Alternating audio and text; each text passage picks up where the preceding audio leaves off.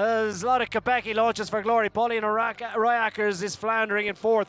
Elisa Longoborghini's not giving up on this one just yet. She's on the tail of Lotte Kopecky and take this one to the line. Just 1 second between them going to the final day.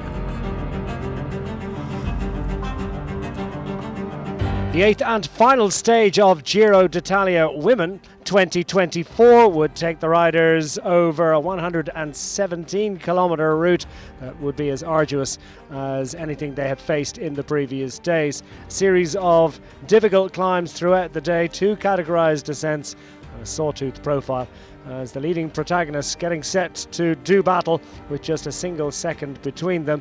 The other jersey classification holders at the front of the field in the early stages, but all eyes on Elisa Longoborghini.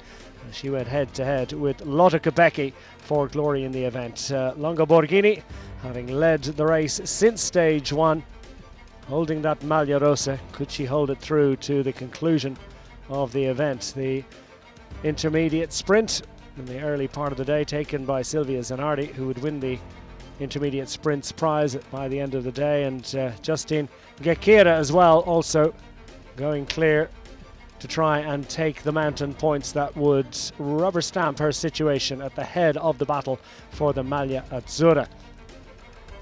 The Belgian rider infiltrating a group of 4 riders in total clear of the field. Lucinda Brand, Claire Steele's also there, Katrina Olerud, brought that group quickly back and very soon back into the clutches of the main peloton, dwindling in size into the final 50 kilometres.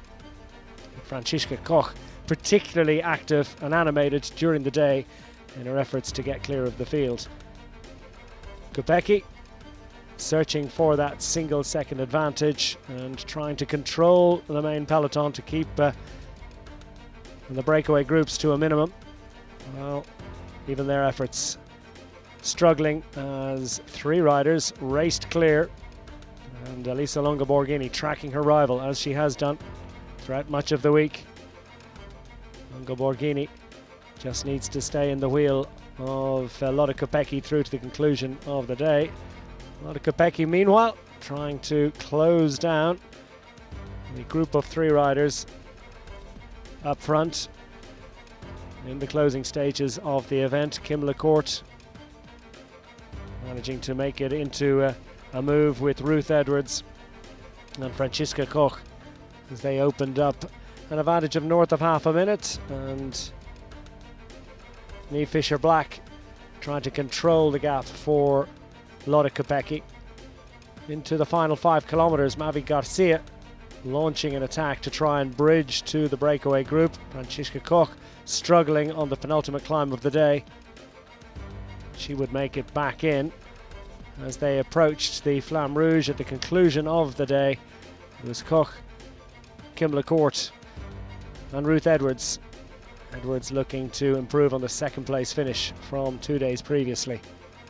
Onto the final 700 metre ramp to the line, and the attacks started coming from the main peloton as Lotte Kopecky went to the front to try and draw that 1 second clear that she needed to get on terms. Up front, Kim Lecourt had the sprint and had the strength to take a glorious first stage success in the Giro d'Italia. AG Insurance squad finishing the week in fine style. Because I always see the others as stronger than me, and today proved that it's possible, and yeah, it's not only for me, but this is for the team.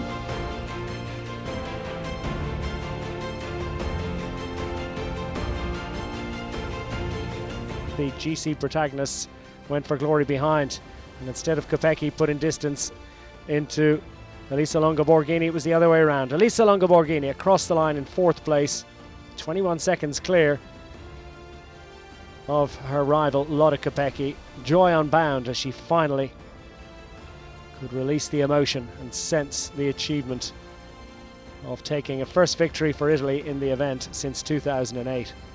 I'm really proud to wear this maglia rosa in Italy with the little track jersey on. I will need some time to realize what I've been doing. Joy unbound too for Kim Lecourt as she celebrated her stage success on the podium. Edwards and Koch doing a wonderful job in the top 3 overall, as Elisa Longoborghini joined by Niamh Bradbury and by second place Lotte Kopecky on the podium. But the Luce Infinito prize going to Elisa Longoborghini. And Lotte Kopecky, some consolation as the winner of the points competition. Dominant success for the Belgian in that, and Belgian success as well. Gakira taking the Maglia Azzurra for the Queen of the Mountains title. And the white jersey for Best Young Rider going to Niamh Bradbury, 3rd overall, and Best Young Rider for the Australian rider with Canyon SRAM.